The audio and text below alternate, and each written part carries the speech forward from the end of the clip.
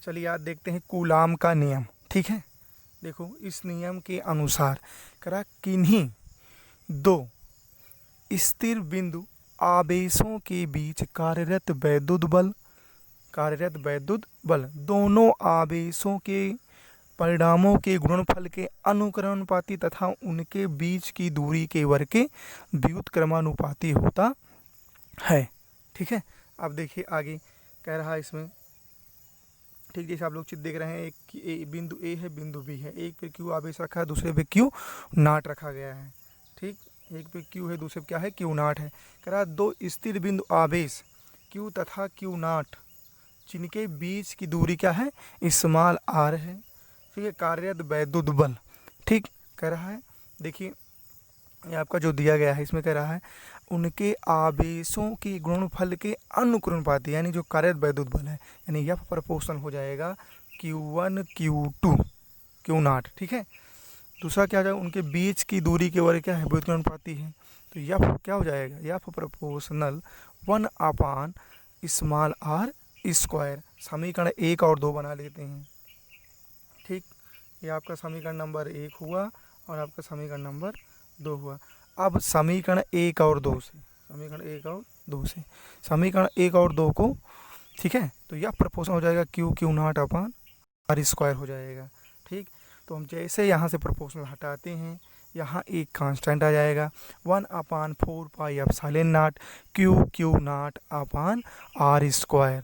ठीक है, बल का मात्रा क्या होता है, न्यूटन, तो इसलिए यहाँ क्या लिख दिया जाएगा, आपका यन हो जाएगा।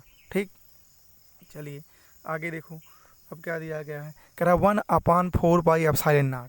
ठीक है, ए है आपका, इसका मान होता है कितना, 9 × 10⁹।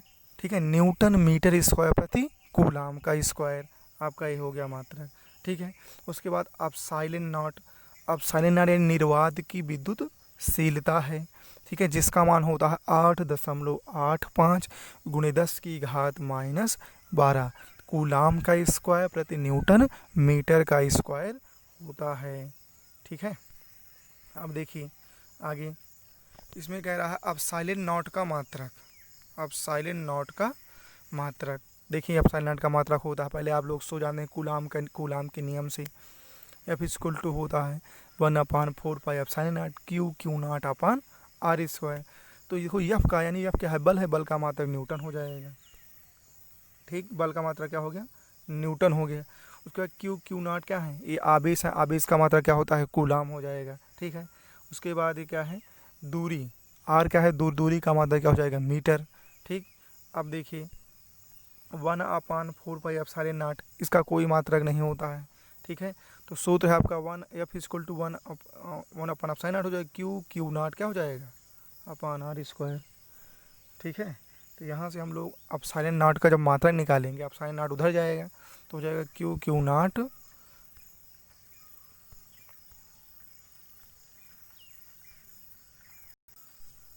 देखिए सब लोग ध्यान से, जब अब साइलेंट नाट आपका इधर चला आया, ठीक, और यह कहाँ चला आएगा, यहाँ, तो क्या बनेगा आपका, अब साइलेंट नाट का मात्रा = Q naught upon F × R square हो जाएगा। ठीक है, अब देखो क्या हो जाएगा, आप साइलेंट नाट Q यानी कूलाम हो जाएगा। ठीक है, कूलाम हो गया। एफ का मात्रा क्या होता है, न्यूटन, इसका है तो मीटर स्क्वायर हो जाएगा, तो हो जाएगा अब क्या हो जाएगा, कूलाम का स्क्वायर। ठीक है, तो हो जाएगा कूलाम का स्क्वायर पर न्यूटन मीटर का स्क्वायर, इसका हो गया ये मात्रक कूलाम का। ठीक है, अब आइए अब साइलेंट नॉट की बीमा दिखाते हैं आपको।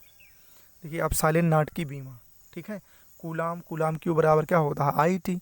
तो आई है एम्पियर, उसका मात्रा होता है, उसे ए से लिखेंगे, टी है। ठीक है, तो टी को हम लोग टी से लिखेंगे, हो जाएगा ए टी का स्क्वायर। बल का जो है बीमा होती है L T⁻⁻2 और इसका क्या हो जाएगा, L स्क्वायर। ठीक है, अब यहाँ से हम लोग इसको मल्टीप्लाई करके हल कर लेंगे, ऊपर जाएगा घाते जुड़ जाएंगे, आपकी बीमा निकल कर इतना आ जाएगी। ठीक, अब आगे देखिए यहाँ क्या है, आगे ये आपका है परावैद्युतांक अथवा आपेक्षिक वैद्युतशीलता, डाई इलेक्ट्रिक कांस्टेंट और रिलेटिव परमेबिलिटी। अब देखिए इसमें कहता है वायु या निर्वात में, ठीक है, कह रहा वायु या निर्वात में स्थिर बिंदु आवेशों के बीच कार्यरत वैद्युत बल। अब स्थिर बिंदु यानी वही कूलाम के नियम से जब वायु में है तब तो हो जाएगा एफ एफ ए, ठीक है। तो क्या हो जाएगा आपका एफ ए इक्वल टू हो जाएगा 1/4πε0 Q/r² हो गया। ये आपका वायु में समीकरण एक। उसके बाद कह रहा परावैद्युतांक माध्यम में देखिए तो क्या हो जाएगा आपका 1/, एफ इक्वल टू हो जाएगा 1/4πε0। अब यहाँ आ जाएगा परावैद्युतांक में कह रहा है यहाँ क्या आ जाता है, के आ जाता है, ठीक है। बाकी सब वही रहेंगे, समीकरण 2 बना लिए, ठीक है। अब जहाँ एप्सिलॉन इक्वल टू होता है ε0 × के होता है, ठीक। अब सब लोग ध्यान दीजिए, समीकरण 1 में समीकरण 2 से भाग देने पर अब समीकरण 1 में समीकरण 2 को डिवाइड करेंगे तो एफ अपान क्या हो जाएगा, एफ एम 1/4πε0 Q1 Q2/r²। नीचे भी क्या आ जाएगा 1/4πε0, यहाँ के होना चाहिए,